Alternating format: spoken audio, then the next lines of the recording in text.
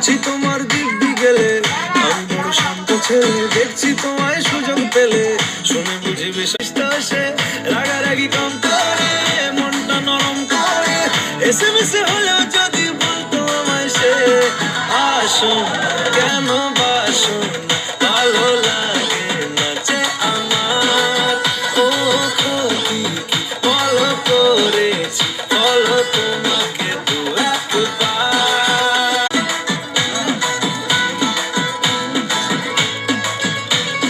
জলে জয় মা বলে বড্ড বেশি মনটা দেশি।